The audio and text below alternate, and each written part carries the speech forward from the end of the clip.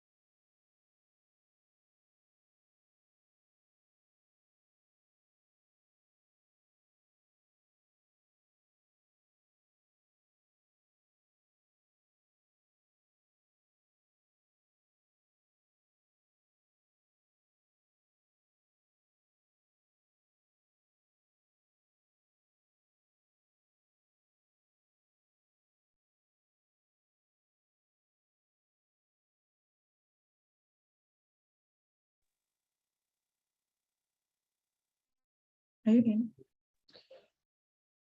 Hello guys. So sorry about the breaking. It's just about it now. Can you hear me? Yes, we can. Hello. Okay. We can so hear you. I just want to show a brief number of years that this myth that we think that Nigerians can build sustainable businesses that last for generations is false. So we have, especially in the financial sector, we have businesses that have been around for over 100 and but the good news for us is that our generation has achieved what has never been done in as little as 5 years, in as little as 5 to 6, 7 years, to be precise. So what I mean by this, the new fintech companies that are run by the youth, they've been able to build company valuations in excess of $3 to $5 billion. So why this is very crucial is this: it tells us something. It tells us that the young people have found an effective way of getting things done better for optimal results. But what we need to then do now is to have more young people come into this space and create opportunities for more people to be employed, which is why this is going on right now. So I want to talk about the business life cycle that we're facing right now. Please, the next slide, please. The next slide. So in today's Nigeria or Lagos, Nigeria, we are going through an economic business cycle right now. And the usual phase of every business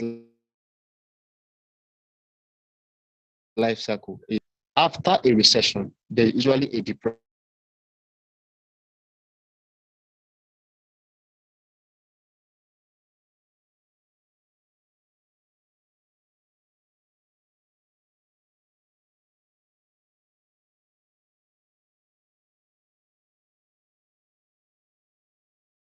Okay, I must really commend my participants. Thank you all very much for your patience, for your understanding. Thank you for staying put. Thank you for not leaving the session. This is really very much appreciated.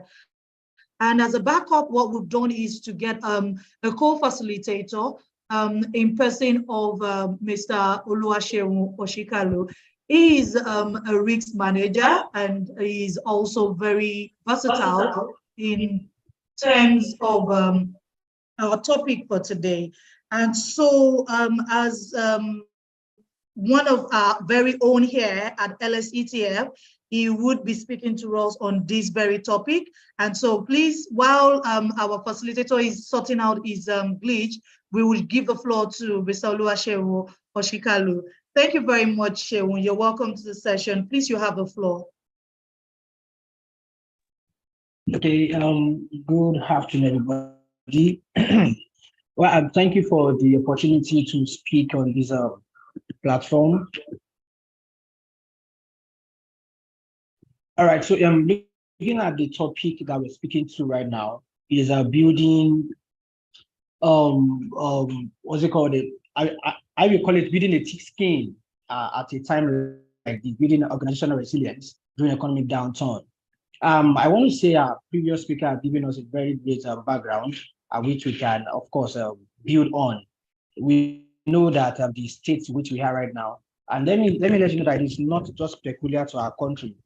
It is all around the world. So if you want to go to another country, you still face this economic downturn. So what can we do is to actually build a resilience. And resilience seems to be a big grammar. What do we need to do practically to ensure we overcome this economic downturn? Maybe we don't know. It is this time that some people are actually making a boom in their businesses. So what are the reasons and what are the things they put together to make sure this economic downturn, it is not the same for them? Yes, they are facing it at some point, but the truth becomes that in their businesses, this is the peak of their business. Take, for instance, people that are into sale of gas, people that are into transport. This is when they are making more money because people are turning down to them. People are dropping their cars at home.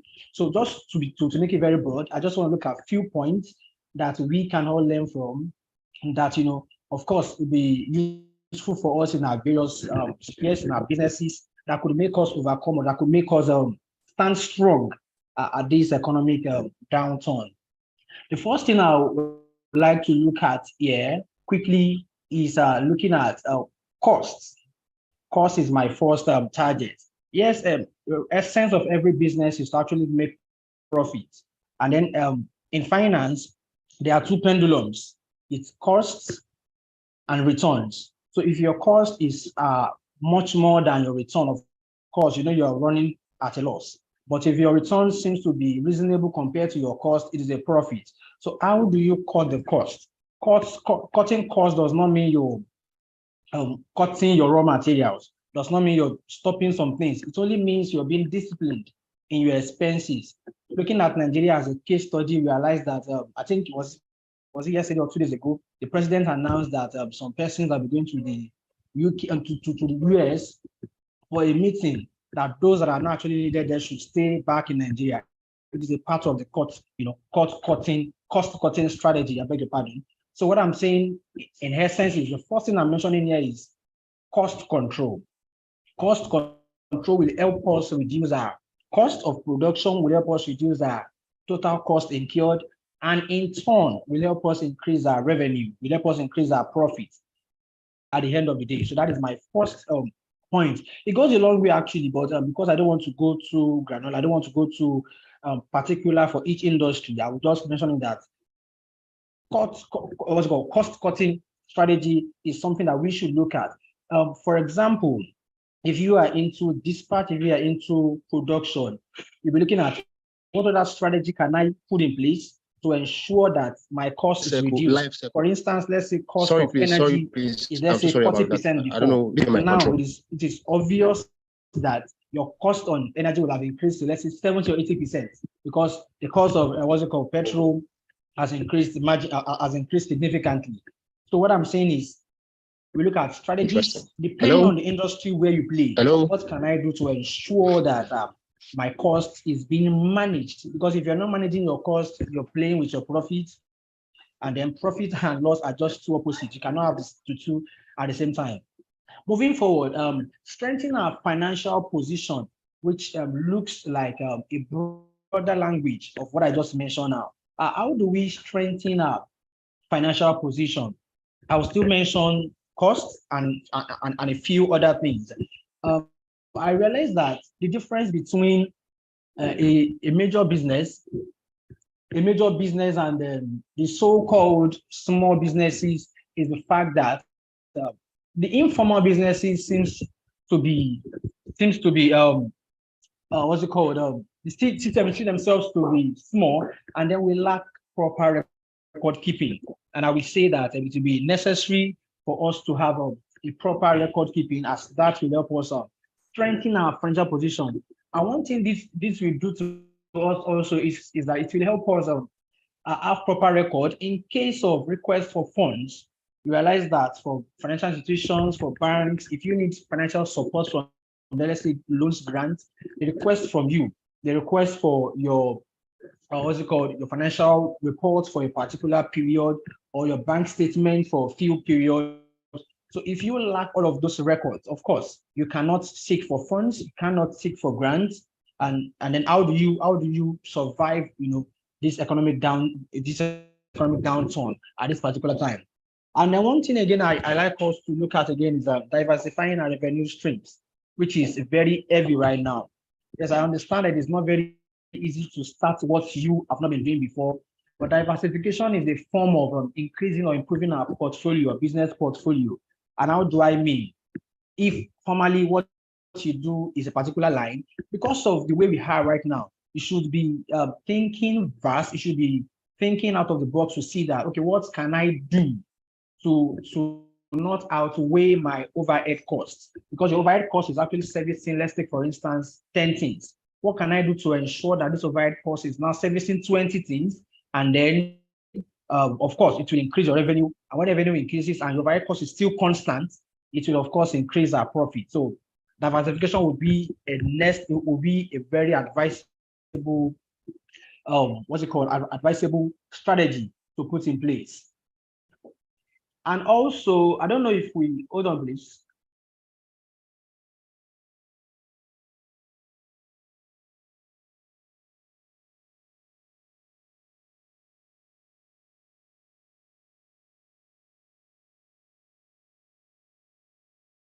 Okay.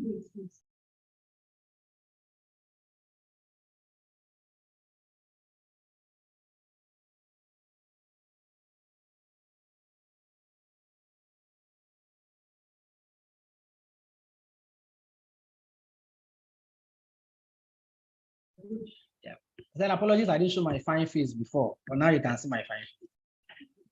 All right, so back to where we were.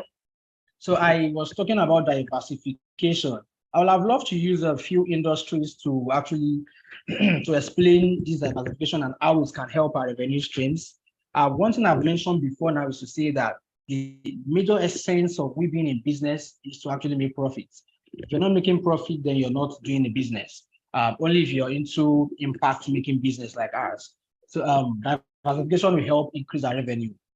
And of course, one thing again I would like to mention, which we are not very careful about in this part of the world, is enhancing our operational efficiency. We seem not to be efficient in some areas. We take some things to be lackadaisical, especially when it is a one-man business, if it is a growing business, if it is a small business, compared to the blue chips, the big companies, the banking industry. They take things very serious and very official. But for the small businesses, the Basira, we don't take things to be very official. So there are things that we should actually look at. Yes, they seems to be very minute to us, but they go a very long way. How do we enhance our operational efficiency? Yes, how should I put this? Punctuality, as minute as it is, keeping tab of to-do of our staffs, ensuring that bosses are being ticked, and then maybe sometimes we've been having KPIs. It seems to be English, yeah, but they actually help us, to meet what we ought to achieve at a particular time. Yes, you have 2 staffs, you have 3 staff. It does not stop you from having KPIs, does stop you from having targets for your staffs at when due, or for example, for a particular period, because it will help us know our efficiency, it will help us know how far or how best we are performing. I think that's that about that, not to waste much time. And also retaining and developing talent. Yes, training and development will be something that we should also look at drastically, especially now that things are changing.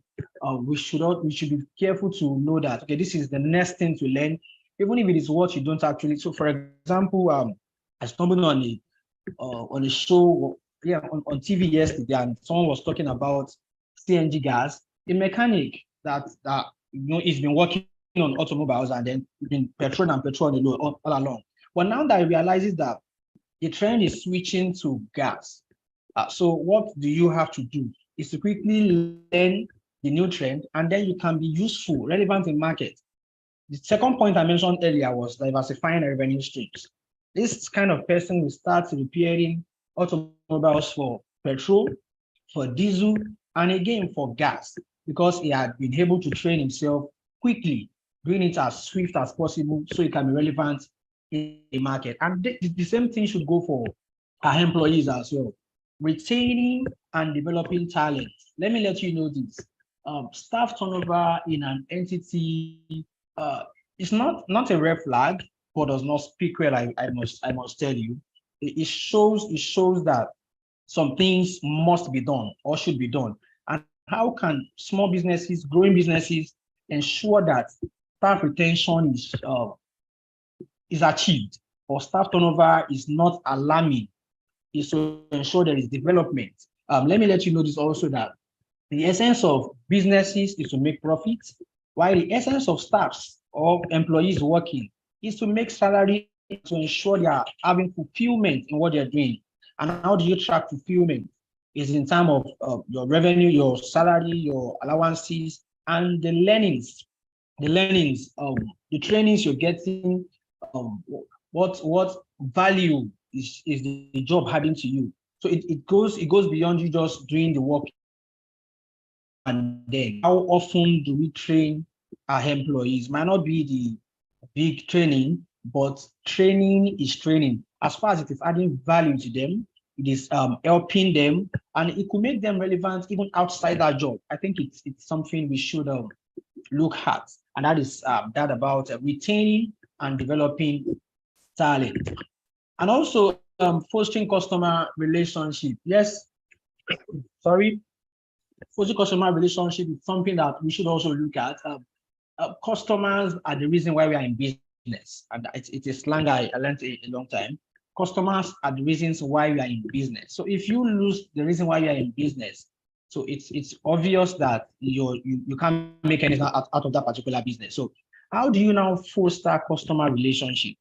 It is by ensuring we have a good customer relationship, a perfect one, and it starts from the gates. When I mean the gates, it starts from the entrance of the office and down to whoever, even to the cleaners. So we should have a customer relationship mindset.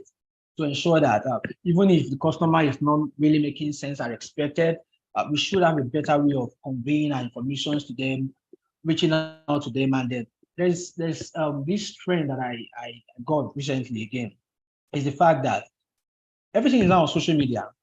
Almost everything is now on social media. So how often, how swift are you to respond to concerns, to respond to customers' complaints, to treat their requests, to even, deliver, either online or offline. So fostering customer relationship is something that we should also take very, very important.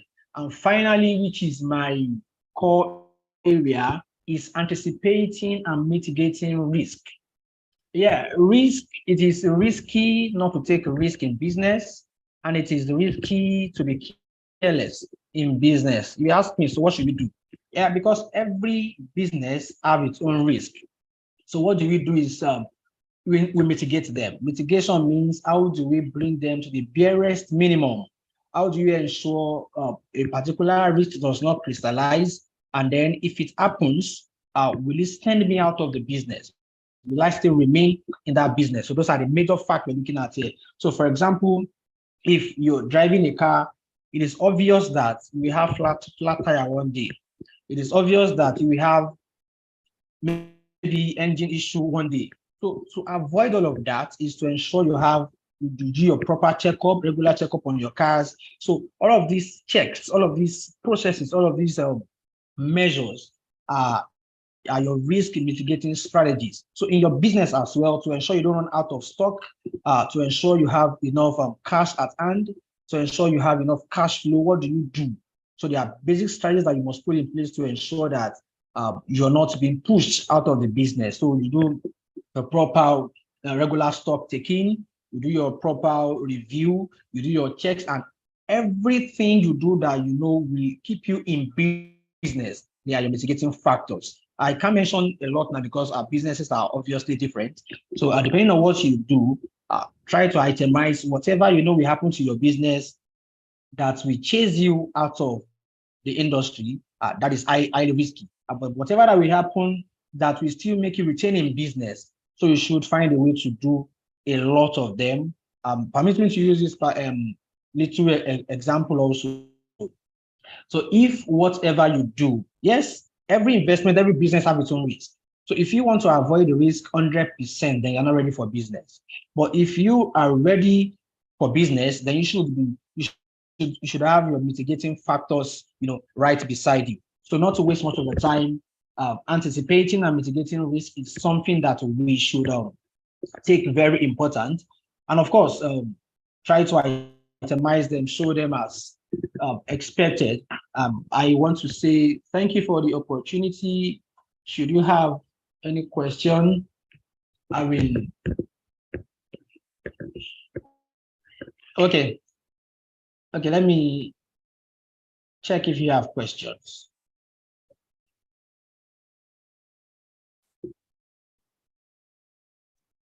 Thank you very, very much, Sheung.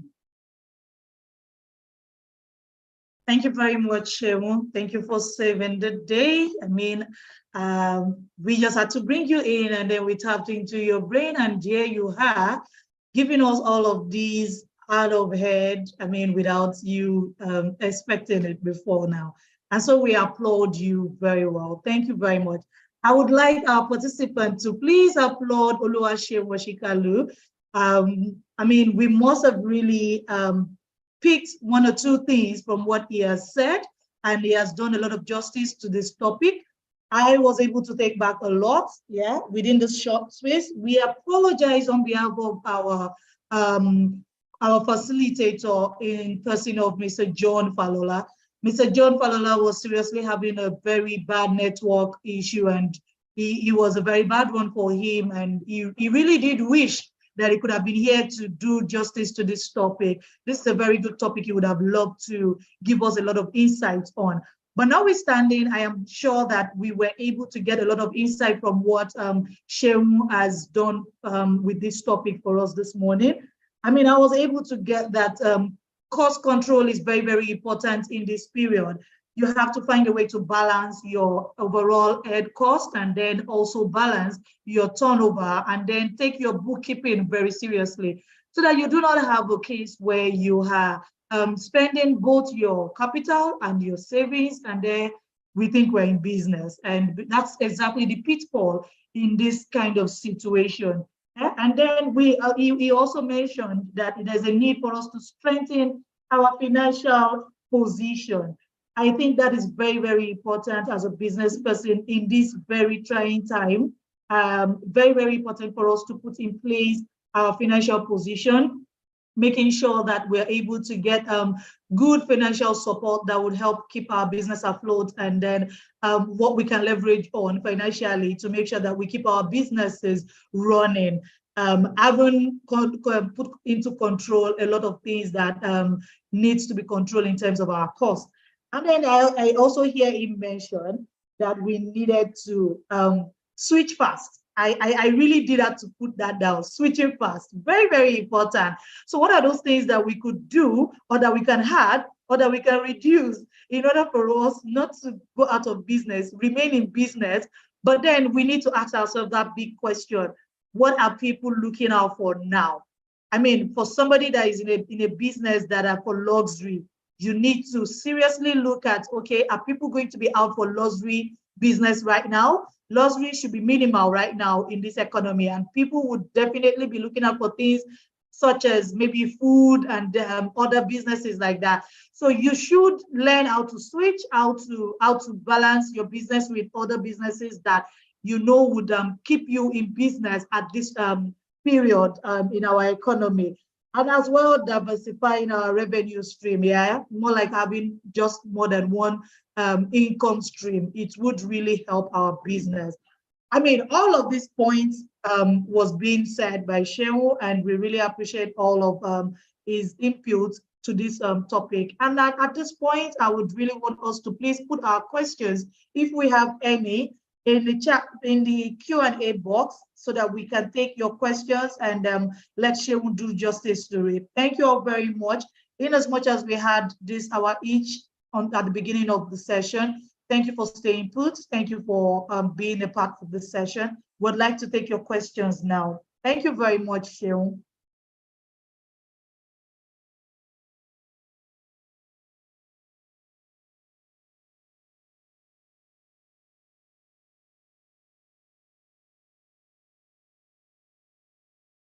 Oh, it looks like today. Oh, okay.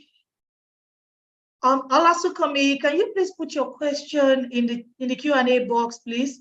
And then Christopher Owolabi, can you please put your question in the Q&A box? Thank you. Or you could as well put it in the chat box.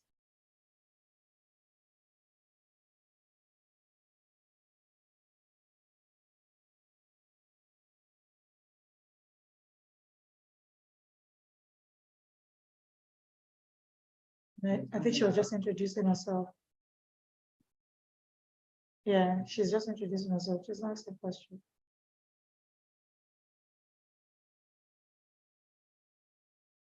Okay. Beautiful.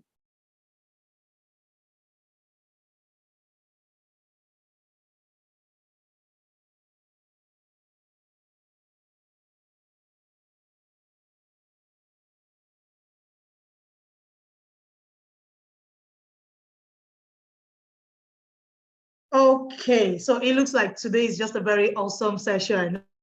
We are not having any question. I mean, I think we all took back all that was being said, and I am hoping that we make use of every point and use it to leverage on our business and scale up our businesses. At this point, where we do not have any question.